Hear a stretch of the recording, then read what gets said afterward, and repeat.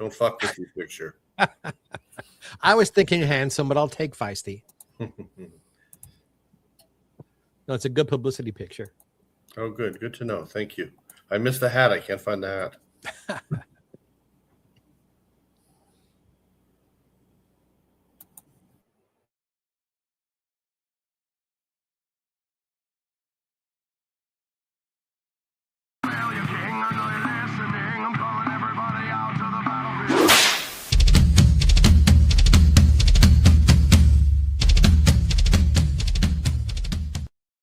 The Dorkening and all affiliated shows are not intended for anyone under the age of 18. The following may contain discussions or scenes that have adult situations, graphic violence, nudity, strong sexual content, and graphic language. This show is intended for mature audiences only. Viewer discretion is advised.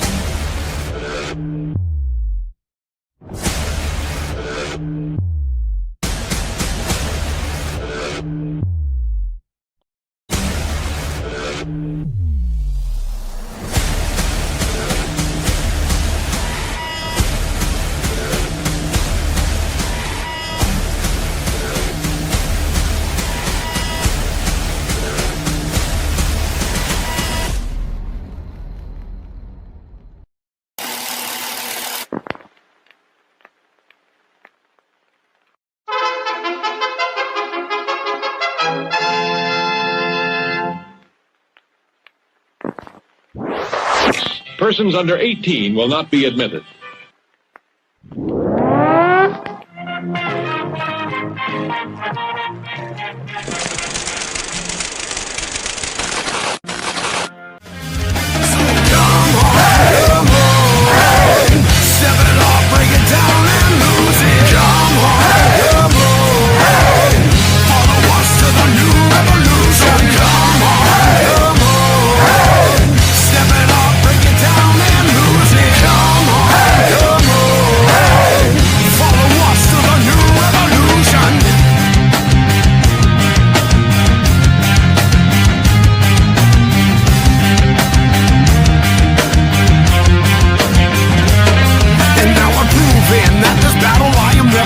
I'm choosing to ignore the cuts and bumps and bruises. I'm cruising through these haters, leave them looking stupid. They foolish if they think they'll ever hear my conclusion. I'm through with all these part-timers and their excuses. I'm bruising eagles left and right every time I do this. I'm shooting for the top, no I'll never settle where you did. The future's in my hands, my grip will never lose it. My crew is ready to obtain the absolution, removing any doubt that we was ever fooling.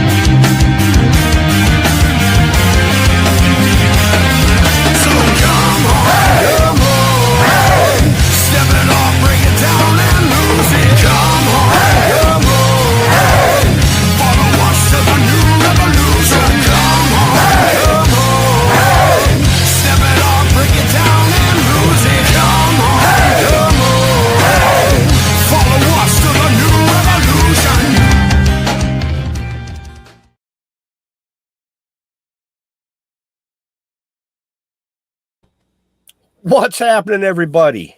Welcome to another killer episode of Still Toking with. Is your chair so short? What? You're so low. Oh, sorry. should I raise my chair? If I could find them. Never mind. I can't find the button here. We'll just do this. Is that there better? You go. Nice. Is that better? Nice. Now you can see my handsome face, all of it. Yeah. Pain in my ass. Anyway, you already know who I am. At least I hope you do. 7 seasons in. The voice in my head is here again. Unfortunately, he's not on fucking vacation this week, but that's okay. No, actually, I'm excited about tonight's show. We've had some really interesting shows this year, and this is going to be one of them. Let's just leave it at that. I'm just leaving it right there. I'm leaving it right there. The flashy one. That's I. That is you. I wasn't going to say your name because if they don't know who you are by now, well, then, you know, they've been living under a rock. Yeah, I've just lived it the last 53 years and they don't know who I am by this point. Hi, folks. Hi, everybody. Yeah, I'm excited about the show, too. I love all of our guests. Don't get me wrong. Everybody is a good time on this show. But when we get people who do investigative journalism or spirituality or people who want to bring their truth forward, somehow I have just a little bit extra fun. And we're going to have that today. And that's all I'm going to say about it, except to say hello to my comrade in arms. And he's got the arms for that, Jeff Holman. The voice in the head. Hey, yeah. I'm scared. Oh, you found the blur button. Yeah, I did. I like it. Why? You don't like it? No, I like it quite a bit, actually. It was messing with my eyes, but go ahead. Oh, I'm okay. good. All right. Well, I No, was a no, little it's good. nervous about doing this show tonight for a couple of reasons. Number one, because there's 3 fucking Jeffs, and I'm going to get really goddamn confused. Okay, that's number one. Number two, I have no idea what might come out of my mouth. Shit. So everybody just be forewarned. There might be nothing coming out of my mouth. And just for Mr. Mark, there might be shit coming out of my mouth tonight too. You're such Sorry, a good Jeff. friend. Such a good friend to me. So I couldn't resist. But let's bring in the third Jeff, Mr. Jeff Brown. Welcome to the show. Oh, thank you. I'm just so happy to be in the presence of America right now. I can't even tell you. Just the 3 of you. You're so idiosyncratic and so uniquely organized, and so I was just in the U.S. for a number of months, finishing this first stinking a book and getting in that whole process, and I really, really miss the uniqueness of the American being. It really gives me a ton of hope, and all. It can go in a lot of different directions. I totally get that, but Yeah. But I generally really, really value it a lot, and I'm so grateful to have grown up very close to a border with 340 million unique idiosyncratic characters. It's just it's something. I like the word idiosyncratic. It doesn't mean idiot. Don't worry, Jeff. No. It's quite No. I know that. But it generally doesn't mean. In his case, it might tonight. We haven't determined Well, we'll that see. yet. We'll see what happens. I was leaning Right. more towards the syncratic side. Yeah. Mhm. To all our viewers that are watching us live, that are going to watch this later, or even on the podcast flip of this, Mr. Jeff Brown is coming to us from a little place outside of Ontario, Canada. No, Toronto. Mhm. Toronto. Sorry, I said Ontario because the Bruins always kick the shit out of Toronto. And Not all the time, but sometimes. most. And I apologize for that now. Not really. Yeah. They do. They have in the playoffs when it matters. The last decade or so, that's for sure. Right. But we're not here to talk sports tonight. Okay. Or maybe we are. I don't know. I don't know what I know what we're here to talk about. We're going to talk So- about this book, aren't we? A little, at least. Yes, we are. Yes, we are. So Jeffrey M. and the Yes. other Jeff that's not me. Did you have a chance to browse the PDF at all? Yes. I did have a chance to browse it. Oh, okay, cool. quickly. I actually spent more time on your website and, believe it or not, on your Facebook page, reading all of the little quotes and all that kind. Because that's I just usually do that to get a quick overview of the guest, but I got trapped on your page scrolling and reading all of these little things that you say, and it was very intriguing. Oh, interesting. It was very, very intriguing. I actually wrote a couple of them down just for my own knowledge because I liked what you had to say. Oh, good. Oh, nice. Yeah, I mean, quotes are my thing. I mean, if I owned a store, it would be called Quotes Are Us. I mean, that's what I do. The shadow band that I wrote about, which has been building over the 5 years. So you might look at a quote there now that has 14 shares, and 4 years ago had 2,400 shares. That's the gap. So I don't feel very happy when I go on that page anymore, which is very upsetting because I loved writing on Facebook. It was just like the perfect forum for my quippy style, and a quick way to influence behavior. At some point, because Meta would sort of show you how many shares in a week and how many people you reached, and And it turns out in like some 8-year period, we reached over 1 billion people. I mean, I'm sure a number of them are the same people over and over, so it's probably not exactly accurate, but it was really just a wonderful place to go as a creative. You know, it felt like it was your own. I don't know if you guys had this experience in the beginning on the personal page. It was like you had your own room finally. You know, you could poke people to come over. You could block people to not bother you. I mean, and Big Daddy was nowhere to be found. And then when they suddenly made changes, we were all like, who the fuck are you to make Right.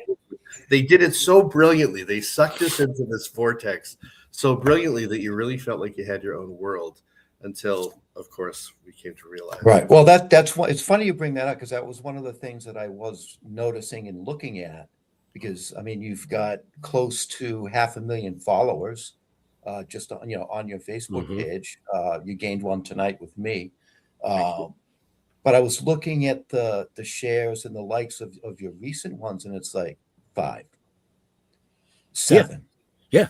So that tells me about that shadow banning. Oh yeah. Right. That's going on, and it's to me, I mean, that's an infringement of rights. I mean, you can't, but they do it.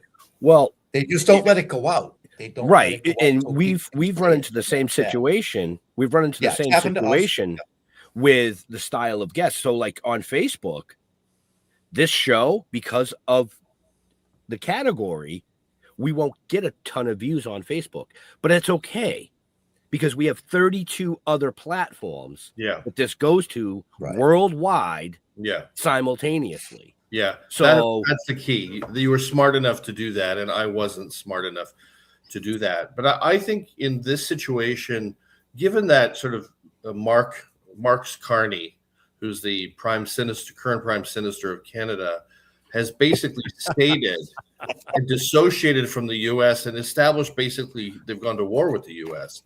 in a certain sense. I believe that Zuckerberg or whoever at Meta is doing this on behalf of the Canadian politic is actually an act of treason from a U.S. perspective. I really believe that's what's crossed over here. The question is, who's going to enforce that? I mean, my whole story is not about trying to establish wrongdoing. It's all over the book. It's everywhere. It's well documented. It's who's going to enforce it. And right. That, and to me, that's the great app. I mean, in Canada, it's all fallen apart. I mean, it's beyond anything. But even in the US, I mean, I went to the SEC. They're silent. They're supposed to be silent. I've submitted everything to them. I've gone to the FBI quite recently. That's why I was down there submitting the US portion, wanting US investigation on that portion. We'll see what happens with that. But jeepers creepers, it does often seem to be you need to know the right people in order to even get something looked at on an investigative level, which is just a whole new learning. I hadn't expected that. Right. Yeah, and I think in a lot of ways they just don't consider it worth their time. I think that they just look at things as this isn't important enough. And I think Meta just became indispensable to everybody, including left and right politics. I mean, I think indispensable. I learned this as a Jewish guy when I was in my 20s, that there were certain women that were very good. I was in law school, and they would sit in certain places and become connected to me. And they were very good at becoming indispensable in my life. Where my keys were, where I left my bag, where I left my coat. And I understood this was very effective. And I think Meta has just become, nobody wants to tear it apart. I mean, Josh Hawley wants to tear it apart, but you need more than Josh Hawley to be focusing on that. And, this guy has no business and no right to do any of these things. I mean, the effect of this can cause people to have heart attacks and die. This is how we make our living, for God's sakes. It's not a game, but there's an indispensability problem. And yeah, there's who's motivated. So this is the real question. Who nowadays is motivated enough to take on these monopolies that aren't even supposed to exist in the American zeitgeist? This whole thing doesn't make any sense to me. Well, I mean, from what I can see, scrolling when I do, they don't have to tear it apart because they're pushing things out there and the people themselves are tearing it apart. It's all about separation from what I can see. Oh, it's a whole divide and conquer algorithmic consciousness. Totally, 100%. Oh, look what's happened. I mean, my God. I mean, we saw it when we go to Starbucks and a hot couple would be on a date looking at their phones and not at each other. So we already knew something strange was happening. But now it's so far beyond that where there's no center anymore. You either love Donald or you hate him. Everybody wants to kill everybody. And of course, we know the puppet masters benefit like this, like never before. I try to come in as a centrist. Nobody even knows what I'm talking about. You can't agree with one thing that Donald says and disagree with another thing. They don't know what to do with that. That's a level of consciousness that people can't inhabit anymore because of the algorithmic manipulative divide and conquer consciousness that we're stuck in. That's going to lead to 347 wars in the next 18 months. And I think it's really a big part of it. Right. I think you and I were about the same age. You were born in 62, I believe. 62. I was 63. And just in the last couple of decades, what I've been seeing is separation of open-mindedness. People's minds are getting more closed as the years go on. They don't want the outside influence that doesn't fit what they think. Mm-hmm. Where, I've always believed that your mind is, the proverbial like an umbrella. It only works when it's open. Right. You know what I mean? But I think we're losing that in today's society where it's almost becoming city gang-like. Yeah. To some degree. Yeah, it's gnarly. It's sad to watch. It's sad to watch. It's gnarly. It's gnarly. It's deeply unpleasant and yet at the same time addictive. Which is like exactly. Bad combination. It's like a bad combination. So that's a great segue. Addictive. Let's talk about how people can get addicted to your book. Nice segue. Explain to our viewers. I mean, the three of us had a chance to browse the PDF for the show and get some questions and basis. But explain to the viewers and listeners a little bit about your story with this. Yeah. Yes. So I was doing this writing and with the quotes, and my quotes caught fire with the left and eventually to some extent with the right too, but mostly with the all so-called now. I don't know what any of it means now, but the so-called progressive left. Sophie Trudeau was given some of my books by somebody I knew. And this was sort of a moment where I ignored my intuitions in the early part of the book. Right. And I let my friend pass the books with her seemingly good intentions and all the rest of it. And then Sophie Trudeau posted a quote from one of my quotes books called Ascending with Both Feet on the Ground. So once I have a bunch of popular quotes, I make a book of that. And that was the first of the quotes book. And I felt this compulsion or this for a number of reasons I detailed to sort of connect and get into contact with them to see if I could help them with volunteer writing. I mean, they were talking about gender equality. They were talking about healing and trauma. They were talking about everything I was writing about. I never thought ever I'd see a world leader talking about these things. So I just got excited about it and ignored my intuition yet again. Imagine sort of Judd Hirsch on your right shoulder telling you to stop. And who can say no to Judd fucking Hirsch, right? But I did. I did. It's like 51% fuck you, Judd, and 49% I didn't know you're right, but I guess I have to suffer. So I reached out to her to see if she needed some help with writing. And right then she needed help with a piece for the Toronto Star. It's almost as though I had been summoned, so said Judd Hirsch. Or maybe even set up. Yeah. These people they're not smart in the individuated, unique, polyphrenic, multi-aspected sense I was referencing earlier, but they are very good at knowing how to manipulate outcomes. So I was there. It was almost like they had studied my personality and knew I would generously say, no problem, let's do it. But it started with sort of flirtatious emails, and I was uncomfortable, but I kept sort of putting it away, for the greater cause, just for the greater cause. And then eventually Sophie Trudeau, the Prime Minister's then wife, or maybe still wife, I don't know what's really true about that, but she invited me to their house to have lunch and to interview me on camera about some of my ideas about gender stuff. And that's when things began to shift, when she began to share some things that were not things that should be shared with a citizen, unless the citizen was never going to disconnect, which is not realistic. So, and then, she did that and I stayed connected, but I was uncomfortable and there was future faking. I learned new terms, fawning, future faking through this experience. And then I made efforts to disconnect. And after the second effort, somebody came on my phone to sort of scare me off from handing a binder of emails that I wanted to hand to a well-known author whose name I won't mention in Toronto, who's a friend of mine. And I just completely freaked out, partly because I'm Canadian, where I'm not American. We don't expect this stuff. We were conditioned to trust our government. It's like monarchistic up here. That's why they've gotten away, Trudeau and Carney, with so much now. It's not like in the US when you drive through any state and they're all hanging over the bridges with the various signs and activisms and all the rest of it, one sign after another, one bridge after another. It's amazing. We don't have anything like that here. The truckers did that and they threw them in jail. So, when this happened, it was shocking to me. First of all, because I'd helped them. And I thought, why are you doing this? You don't need to do this. And then it just built from that point, as the book details, I think, in a very well-documented way. Meta gets involved, Amazon gets involved, the shadow banning on various levels get involved, 2 police obstructions of initiated investigations, and last week yet another form of obstruction of that. And it has become what I didn't realize, because none of it made sense to me. Why are you going to so much trouble for one guy because he knew a few things?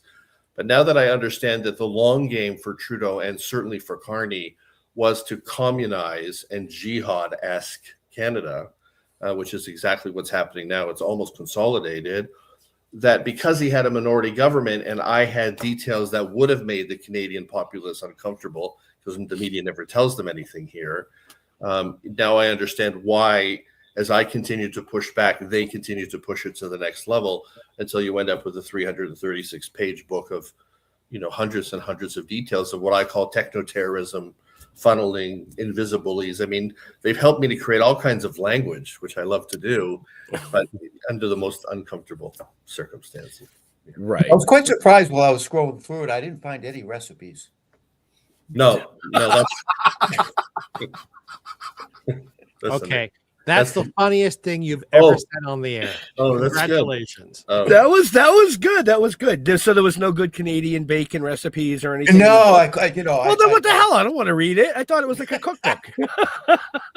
I know that really. Maybe I will actually write that book. What's so interesting is that cover is almost exactly, and it was an AI cover from the publisher, is almost exactly the kitchen in the Trudeau household, where I received all my information. And I don't know if you read the passion fruit scene. If we ever made it into a documentary, it would be called Passion Fruit, because of the moment when she had the passion fruit in her hand.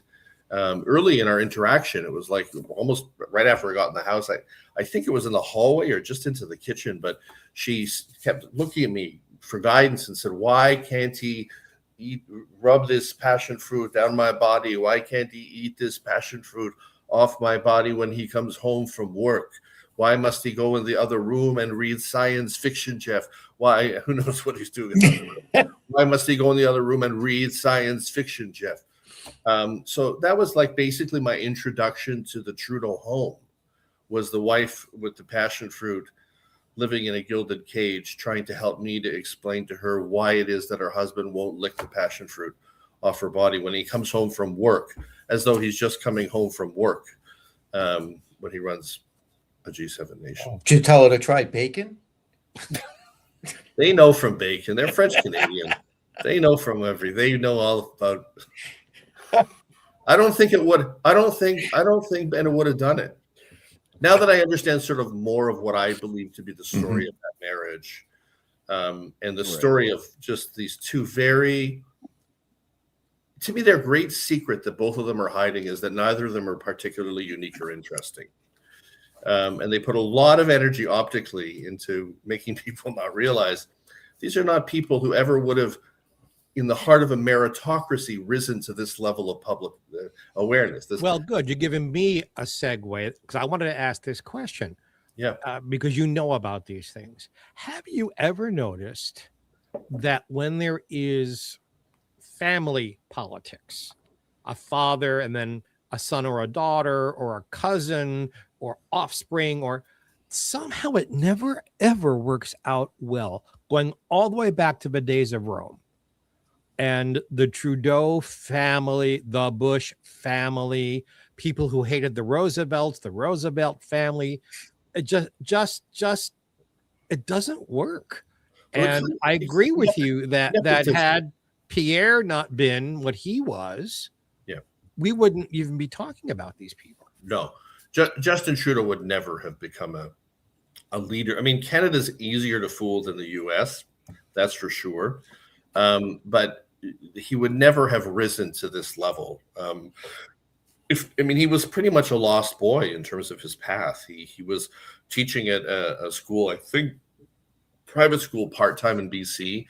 The story is that he was fired because he was involved with an underage student and maybe her mother. I believe he went to engineering college at Concordia in Montreal, and I think didn't get past a year. I believe was taking care of his dad or his maybe dad, Pierre Elliott Trudeau. But, if you think about it in terms of, I don't know where you guys come from, but I come from difficult circumstances. So to me, everything I've become, I guess we have some inherent encoded potentials for sure, but I had to work hard to actualize all these various aspects. And it takes everything, and it still takes everything, in the heart of a meritocracy. So if you imagine, let's say I had a kid, I wouldn't want to put my kid through that. And if you don't go through that, you don't become that. So it's just on the most basic level. It's very rare, as Jeffrey said. Only a few times have I ever met the youngers of brilliant people, and they're even more brilliant. That's what you'd like to see happening, but that's not happening, and it certainly didn't happen in this case. And Justin's brilliance is, and I'm not saying it in the most affirming way, is his ability to optically or through silence, the poker face thing that some men know how to do, to sort of keep people hooked. But what happened in Canada, you may not know this, but before Carney showed up, and it was all sort of set up to happen like this, I think his popularity level was around 15%. He is said to be, I believe, the most hated prime minister in Canadian history. I don't think he should be wandering on his own around Toronto, Calgary, or even Vancouver streets. So the cat's out of the bag, so to speak, that this was really all about. And what you're talking about, Jeffrey, is true. I found that with businesses I've dealt with, even quite recently, that the ones who get it handed over to them, they just don't have the ethics. They don't know what it's like to come from nothing and then to not want to desecrate someone else who comes from nothing. When you've gone through that, you have a lot more compassion for what people go through and for what people become than if you've just been floating around on somebody else's accomplishments. I look at that as, in a lot of ways, at least, what I see here in the U.S., it's become a world of entitlement, not of earning. Yeah. They're missing so much. The feeling you get when you struggle to soul shape, to shape yourself into something you're meant to become in this lifetime. If you haven't had that experience, I can see why people keep acting out idiotically. But when you've had that experience, it changes you. It's Virginia Satir said at the end of her life, the great sociologist, she was said to have said, "I did what I came here to do." And I just think if we were all on that trajectory, we'd be living in a very different world. Right. Yeah. The problem is nobody knows what they came here to do. Well, that's right. So that's why I've got to build my encodings model and get off this political gig for a while, because I wrote a book just before this called "Where is God in All of This?" A conversation, because I said to my wife and to other people, I said, "What the fuck? How did this happen?" I was trying to make sense on it, encoded on a cellular level. Why am I in this after spending so many years getting away from this, leaving criminal law, working in the direction of becoming a guy writing quietly in the night, trying to craft language. And then here we are with this old warrior path of mine.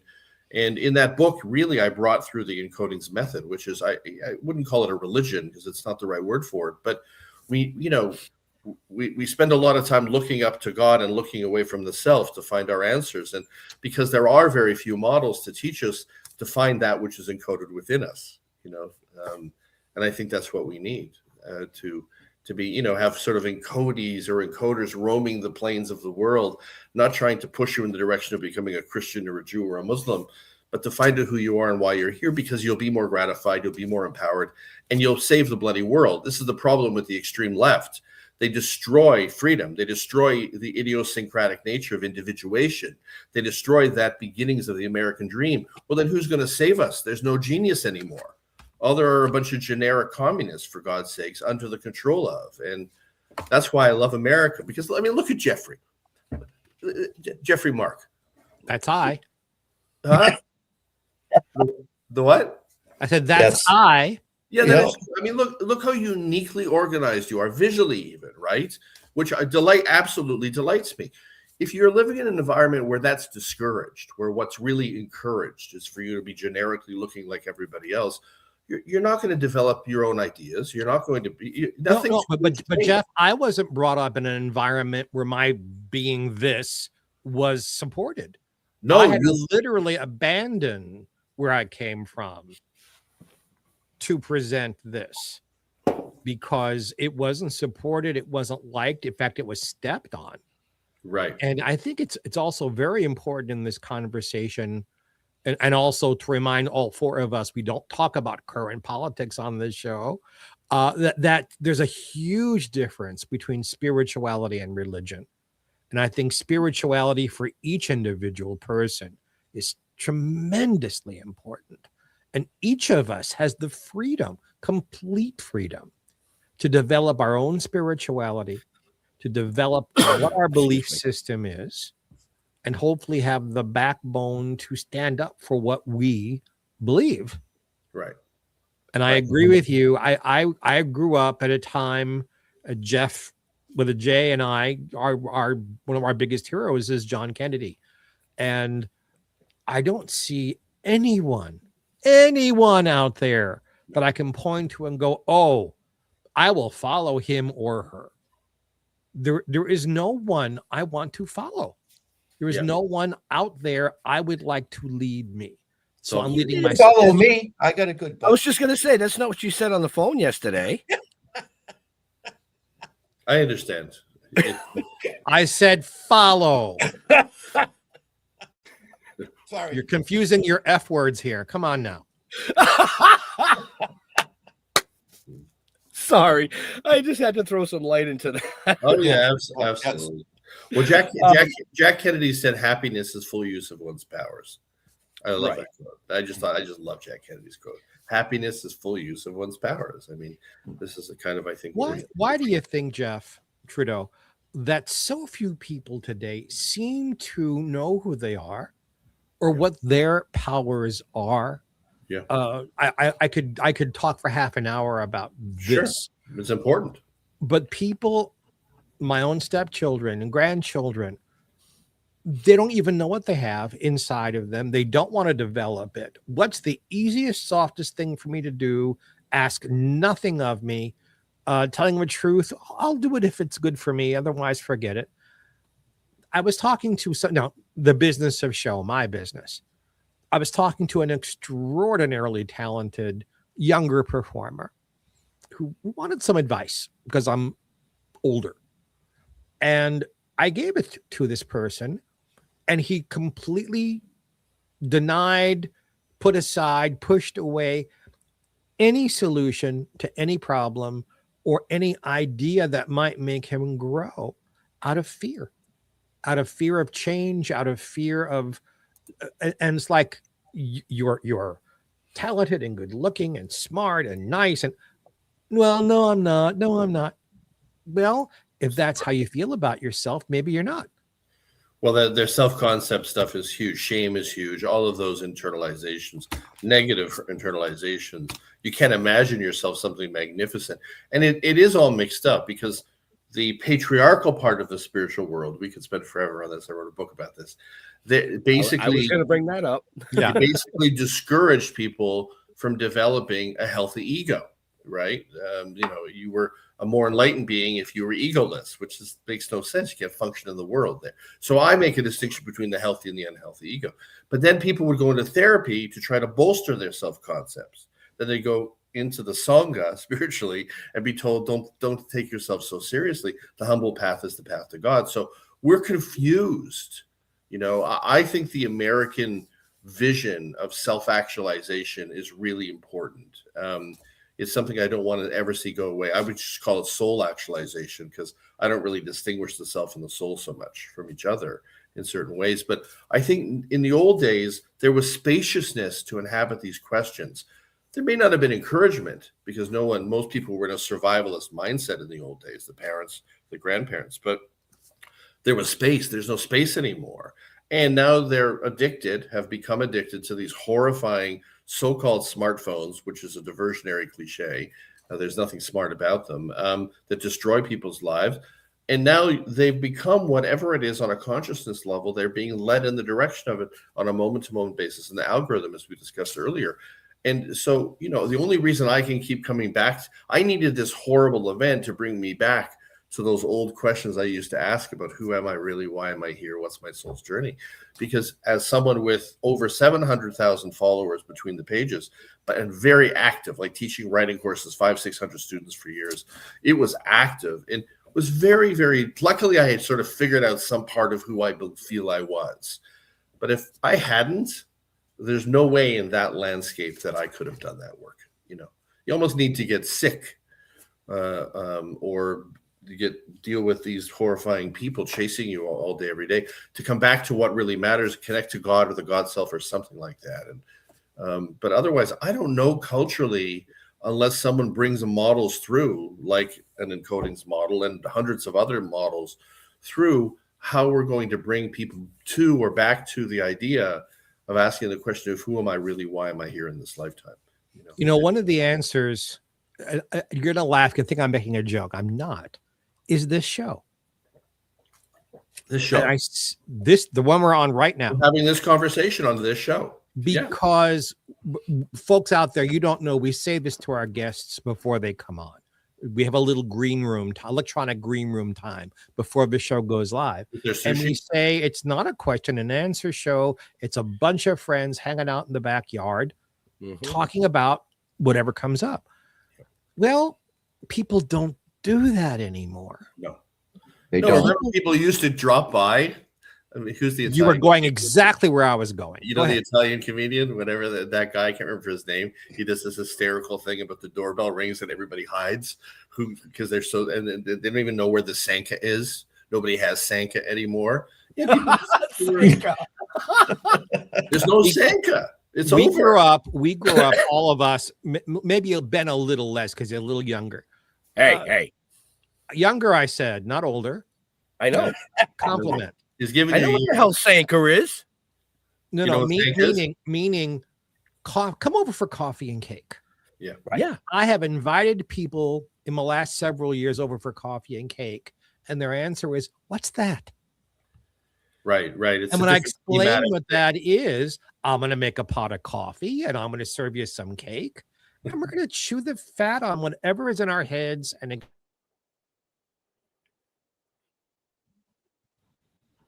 Yeah.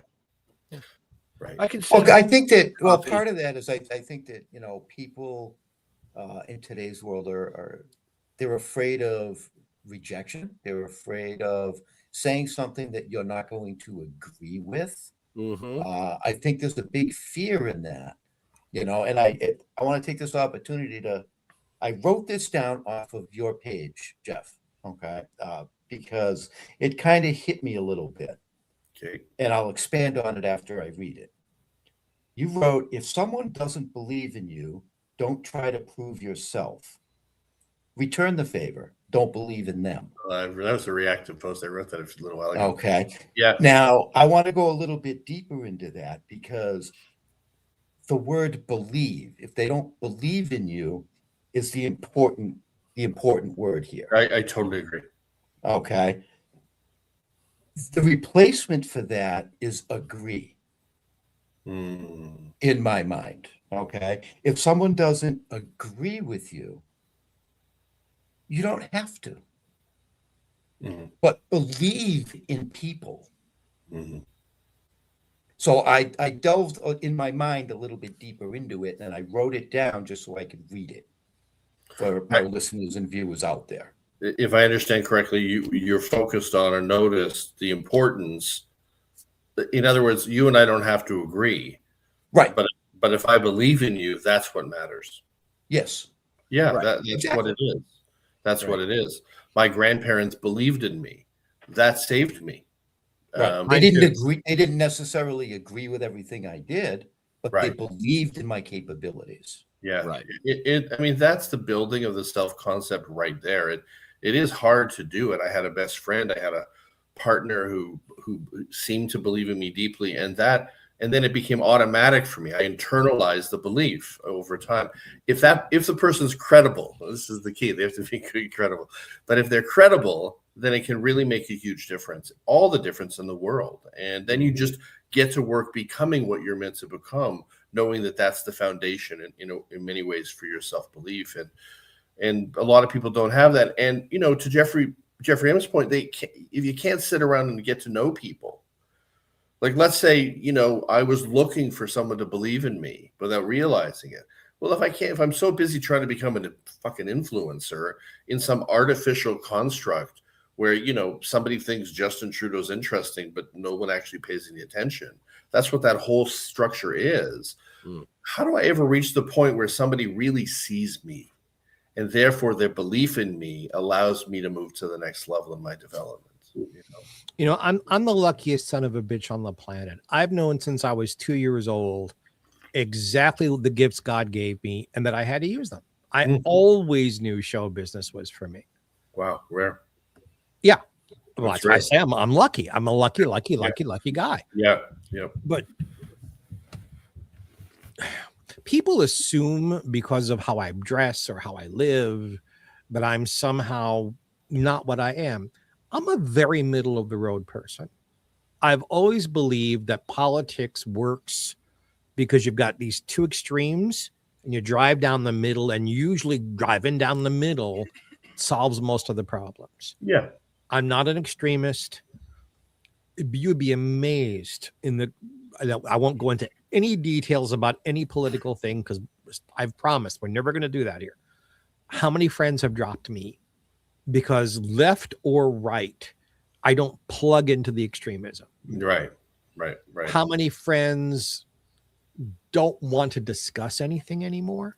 And how many people? Yeah, 100% on that one. 100%. And how many people don't know how anymore?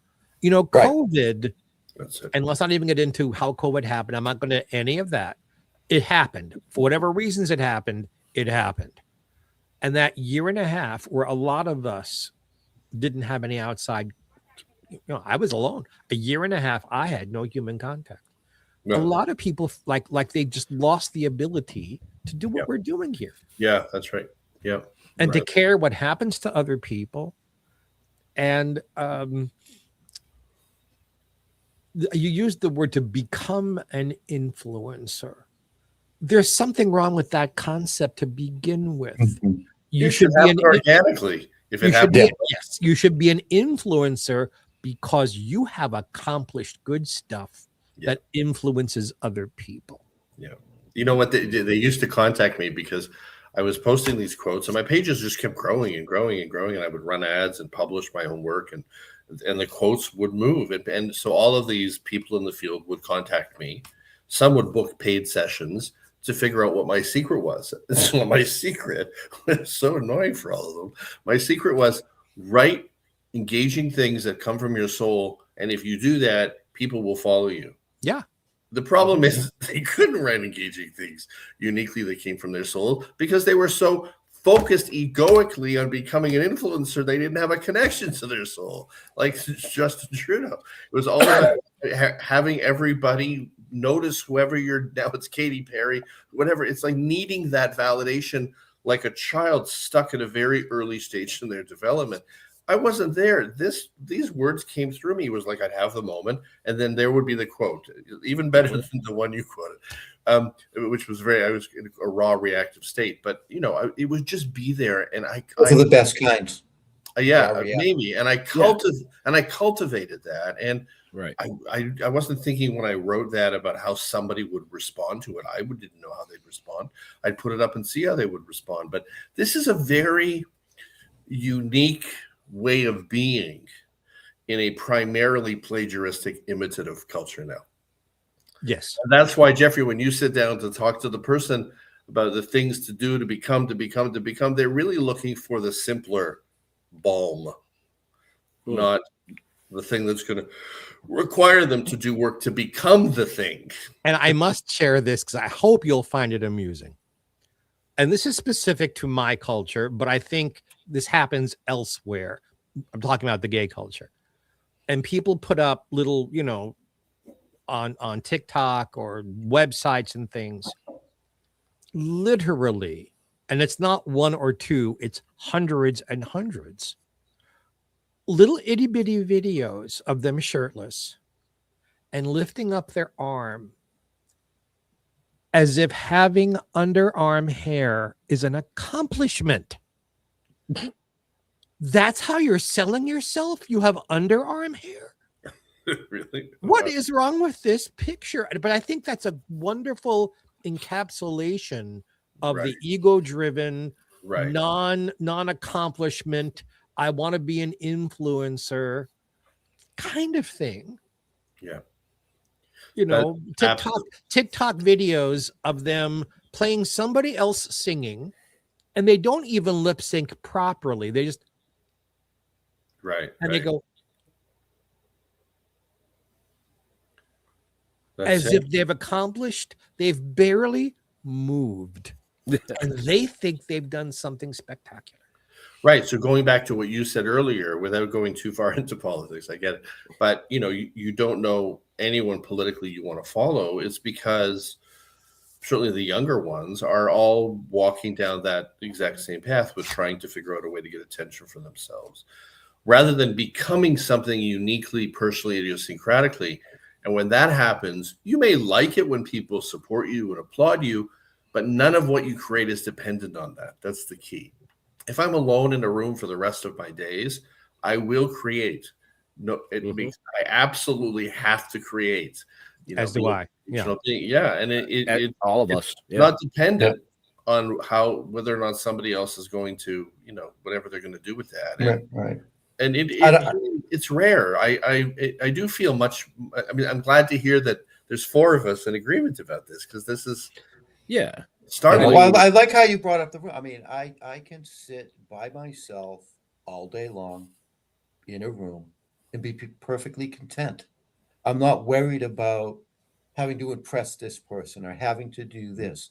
I can make myself happy. Careful, Mr. Mark, and how you answer. Mr. Mark, it was me that was going to say it. We all went there, Jeff. We all went there. I mean, I believe all four of us could do that. Jeff with the J down here, and myself are both poets. Oh, wow. We both write poetry. So, I could sit in a room all day and write and be perfectly content. We have a novel series, that's kind of off. And most of that I want to throw. Most of that is not. It's not written for others to read necessarily either. Right. Got it. You know what I mean? I mean, I've got 300 or 400. I'm just starting to put my book together because now I think it's time that people start to read how I lived. Well, wanting people to know you through the creation process, there's nothing wrong with it. And the other thing is wanting to bring the work to the world as a service to humanity is fine too. That's different from wanting to bring the thing to the world in order to get attention from the world so you can take it seriously. Right. That's a whole different reason. And even then, as part of building the self-concept, Ram Dass had a quote, you have to become something before you become nothing. And, so you do have to sometimes, if you were not validated enough when you were young, go through some stages of attention seeking and all the rest of it in order to reach a place where you just don't give a shit anymore. And, that's part of the meritocratic process. And I think that's what's happening in the political world is, although I do like a particular Canadian conservative figure, but, we, of course, at the same time, I realize I have a very bad track record for picking political figures.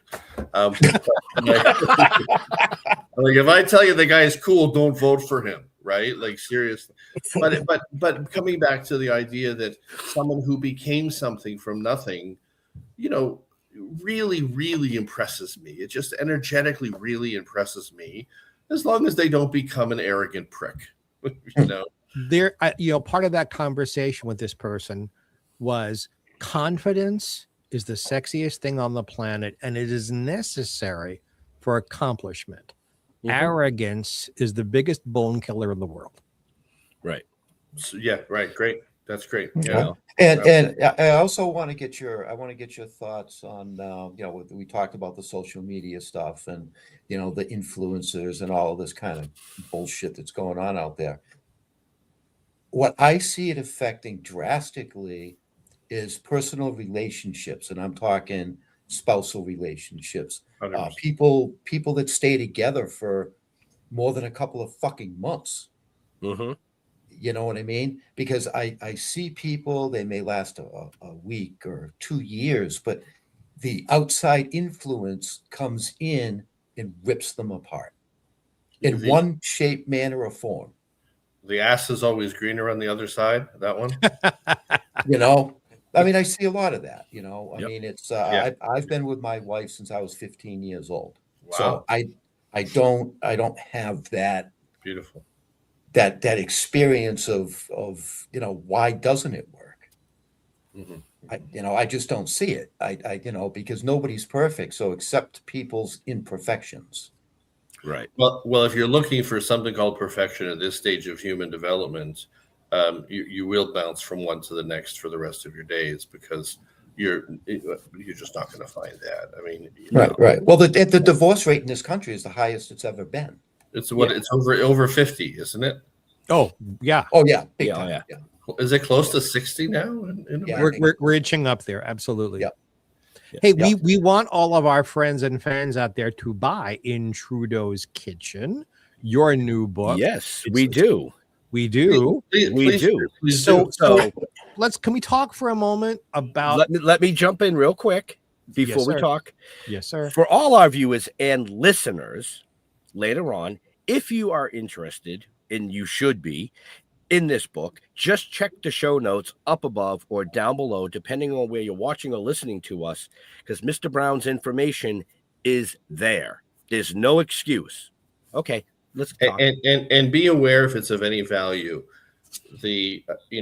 I'm considering writing a whole book about what's happened trying to get this book to the world after it's been published. So it hit number 1 on Amazon in Canada in the Kindle category.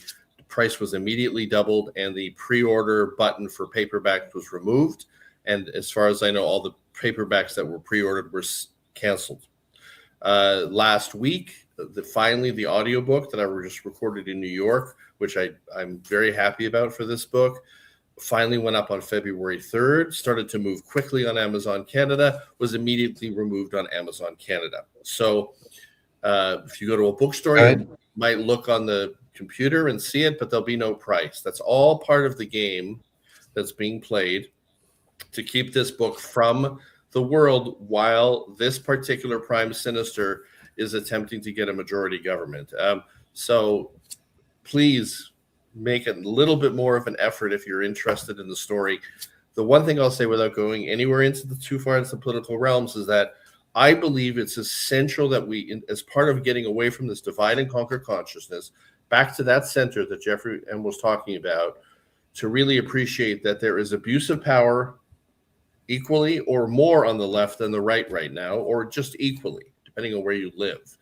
And that if we don't get that, and we think it's only on the other side, they've got us. But if we realize people who are abusers of power exist in all of these realms, they often want power, whether it's left or right, communist, fascist, whatever word you use to call it, Stalin, Hitler, all the rest of it. To me, it's all essentially the same. And I think the contribution of this, if people are ready or when they're ready to move back to the center, is it gives them the information they need to realize that the left, my quote is, tyranny always masquerades as benevolence. And I believe that exists on both sides of the aisle. Mm-hmm. They always pretend they're here to help you when they're really just here to take something for themselves. And there are the rare few like Jimmy Carter that maybe, not knowing him, had a different intention. You know, yeah. If you don't go down the center, you're not going to get all the pins. What's the right? If you don't go down the what? If you don't go down the center, you're not going to get all the pins. That's it. Oh, that's good. Oh, did you just make that up? Yep. That should be in your poetry. That could be your first. That's good. Yeah, that was actually. So you said something funny and you said something good tonight. I can do that. Have you guys been doing this together for 7 years? Well, they have. I'm here for 2, but they've been here for the whole time. I've actually known Jeff going on 40 years. We've been friends. We don't always agree. Actually, I think we disagree more than we agree, but we're able to take a step back, discuss it, and it's done. And move forward. I mean, it's that simple. Nice. And if more people could do that, the world would be a better place. I think we call that maturity. The other day I was driving in Toronto, and there was a whole Iranian thing, like 300,000 Iranians were coming, wanting to free Iran. And I'm Jewish, and I love the Iranian people. So my marketing technique, just for fun, is we'd be going down the side streets because there were so many cars. I would just hold my hand out the freezing cold Canadian window and show this book to all of the different vehicles as they went by. So I get into a main street, and it pulls up to a stoplight, and there's a woman in the car, and I can tell she is, as I was, a very strong left-leaning progressive driving a very cool left-leaning car. And I show her my book cover. This is my version of, because I'm shadow banned, so I got to get the picture somewhere to somebody, right? So she gets so enraged. She's getting enraged. She pulls up behind me and takes out her phone so I can see her taking a picture, like she's going to call the police because they showed her my book cover. It's not in the criminal code, but that immature. It's the immaturity that's occurred. Now it's just like we're like, and not even children. Even children aren't that immature that we can have a disagreement and just keep driving without having to make trouble for each other. Oh my God. Oh my God. I miss Well, the majority of people today protest things that they don't even understand. They have no idea what they're protesting most of the time, but they like the outfits. They look good on the not so smartphone. Yeah, apparently the signs are free. Oh, Jesus. I think you guys might have to do one political show just to get it all out of your system. That could be very dangerous. Yeah. Yes. So, yeah. Yes. I think I would call in sick that day. I have a feeling. Yeah. The reason that we've been able to do this show for 7 years with the caliber of guests that we've had is because we refuse to debate current politics and religion. Everybody has their right. Everybody has the right to believe what they believe for politics, and everybody has their right to believe what they want to believe for religion. Sure. It doesn't mean that you're a bad person, and it doesn't mean that we can't agree on stuff. Yeah. So if we just keep that out of our platform, everybody's happy. Well, and there's a number of shows that you touch on little things, and that's right. Like fine. this was one of those shows, and I'll tell you straight out, and our viewers can hear that.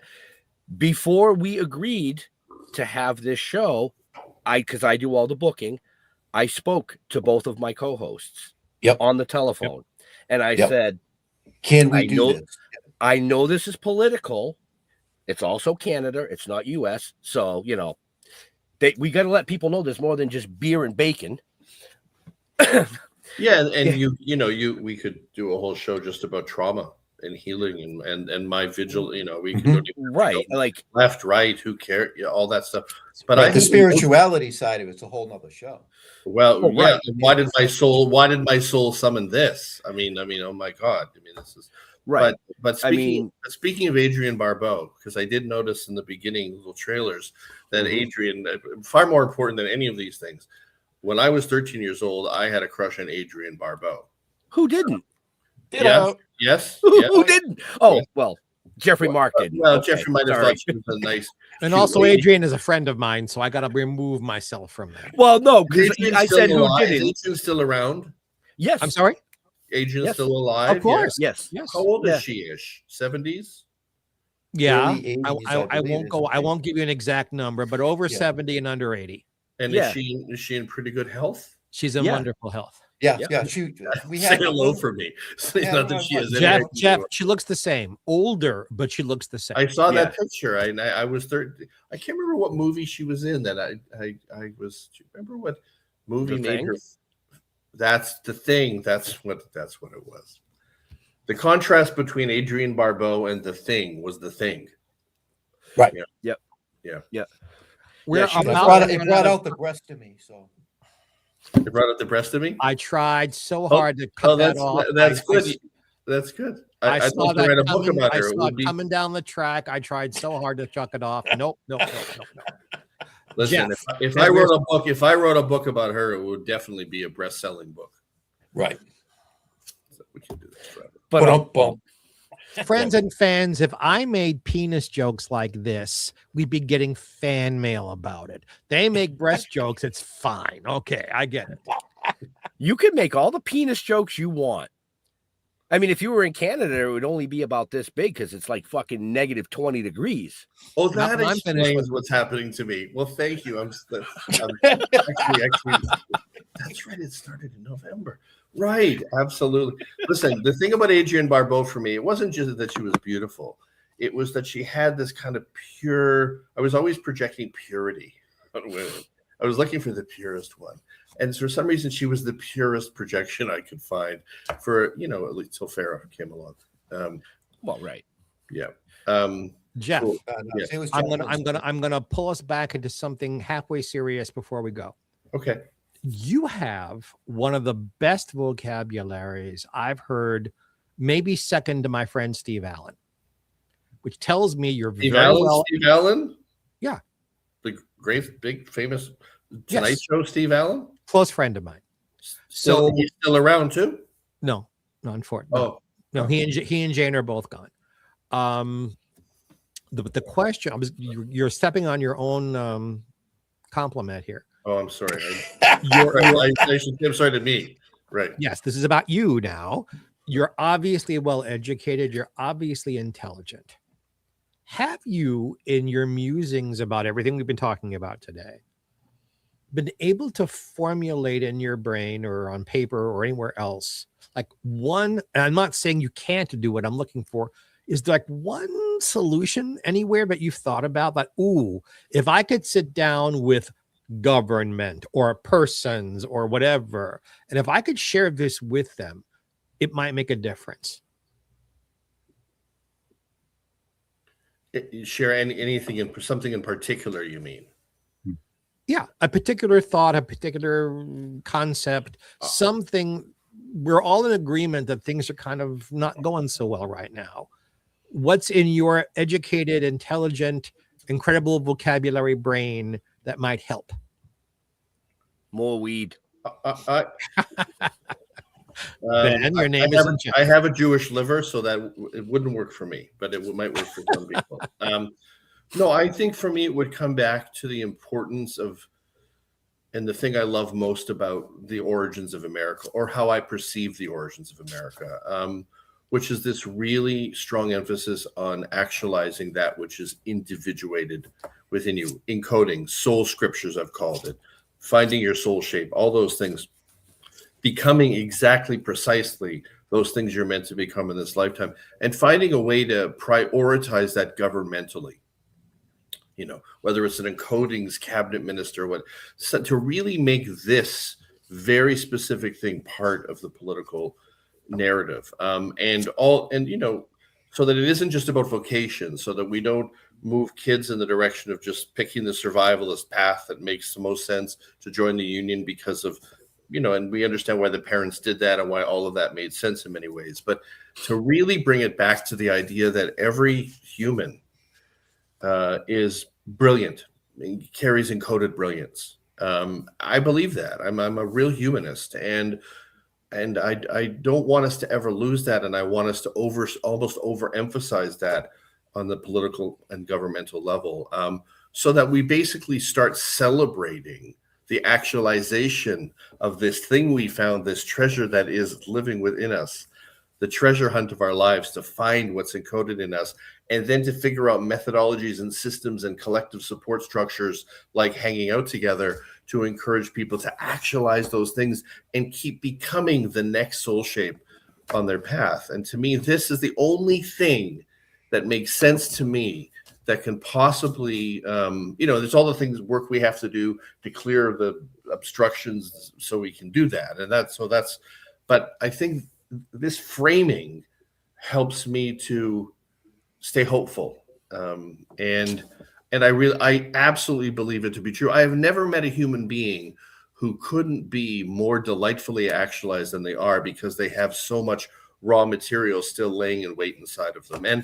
And the way we've organized our unconscionable capitalistic system, not conscionable, but unconscionable, is to exploit and make them generic and make them manipulatable. And so there's a war between the power broker, power over consciousness, and the service-oriented encoded consciousness. That's the war we're in, and we have to win that war in order to create a more encoded reality. And then it's unbelievable, the difference, I think, between what we've become and what we actually could become in this lifetime. And if you're in that consciousness, you just don't have time for all the nonsense. Because you never want to get that far away from your calling and everything that reflects it. Yeah. You have to encourage more individuality, I think. Yeah, that's it. Yeah, that's really it. And not from this sort of reactive, like the ones who are marching but don't know, somebody said earlier, what they're marching for or what they're marching against. To me, that's just sort of misplaced encodings. It's like they want to be of service, they want to be of use, they want to try to create a better world. But where do you find that? I mean, we haven't created the models and methodologies to do that. And so that when you're marching, you really know what you're marching for, and you really know who you are and why you're there, and how it fits into the timeline and soul line of your life. And so that just more conscious without being a head tripper, like in your body, conscious. Yeah. Don't do something just because somebody told you to. Absolutely. Simply put, yeah, exactly that. And, I think now that I understand how messed up we are politically in terms of nobody to follow, nobody even to walk beside, mostly, I regret in a way sometimes now leaving law, because the next step would have been, I wouldn't have wanted to be a judge. I'm too energetically active for that. Would have been to enter into the political realm and to bring these ideas into the political realm and empower people, to really, think that they're something, because they are something. They just don't know yet, Yeah. Well, we are something. We are out of time. I have one more question. Yep, Mr. Holman. Yes. Any last questions? I'm looking for your definition of Carmageddon. Oh, that's my movie. Did you watch that movie? No, I did not. It's on Tubi. It's free on Tubi. It's on Tubi. Okay. It's wild. I will be, but I'm looking for a definition from you of what that means. Oh, I don't know if we ever did define it, actually. It was. Well, you got it now. I do. Yes.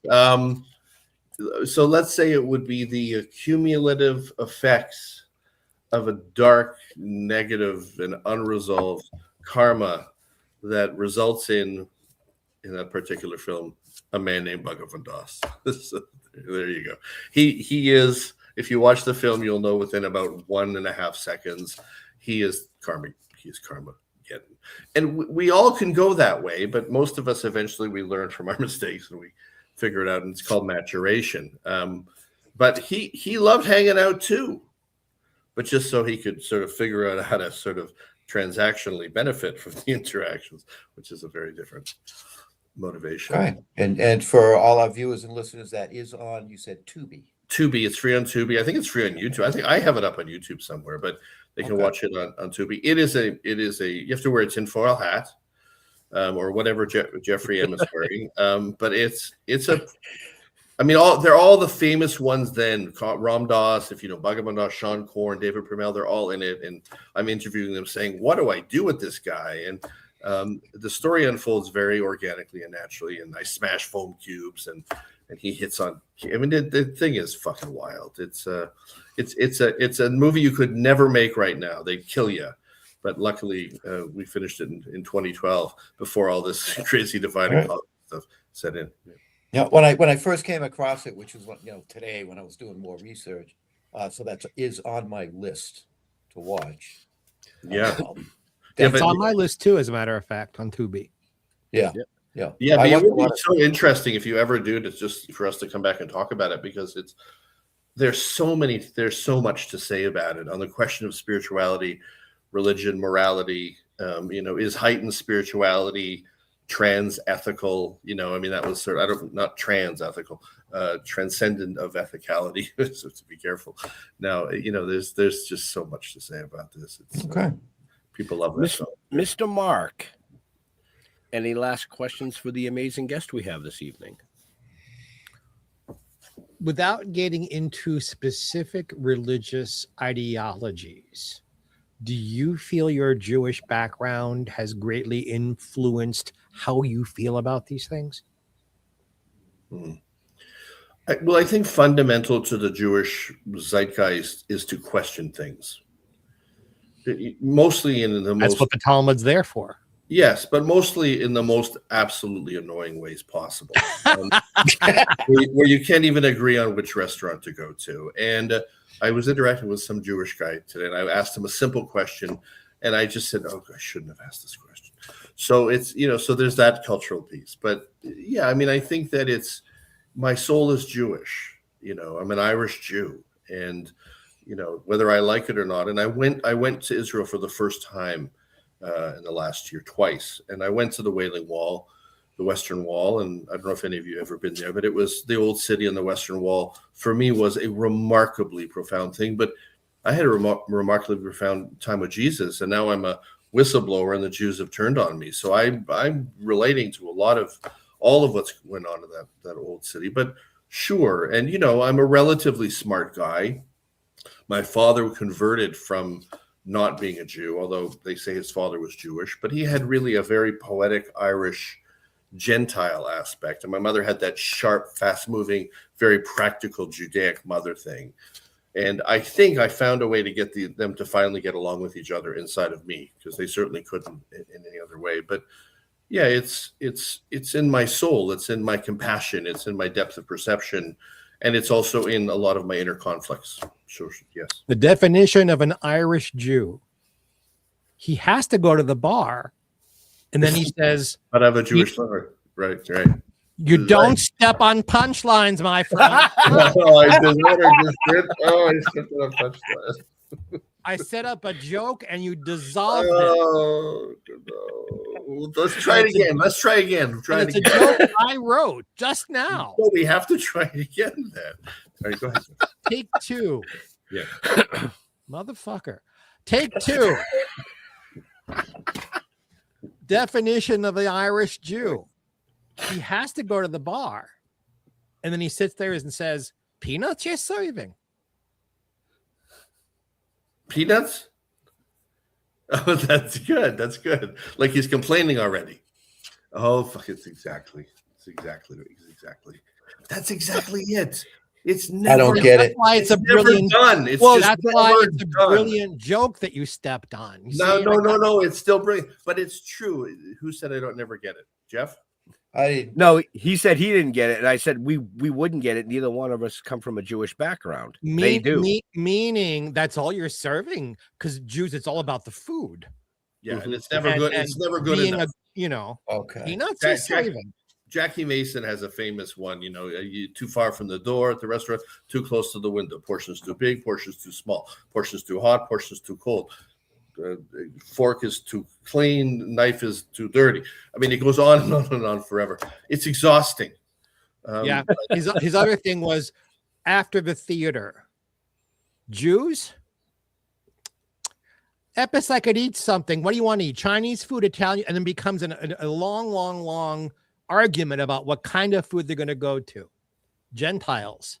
That was great. Let's have a drink. And that's the end of the discussion. That's it. It's so much simpler to be a Gentile. Let's have a drink. End of discussion. So, but Jeffrey M., do you have any Jewish blood? I was wondering. 100%. In fact, you're Jewish. Yeah, that's what they tell me. No, but on both sides or one side? No, I mean they took my foreskin away if they're lying to me. No, I'm 100%. I am 100% Eastern European Ashkenazi Jewish. You're Yiddish. Have you been to Israel ever? I have not. No. But I speak Yiddish, and Yiddishkeit was very much a part of Yiddishkeit is the Yiddish culture.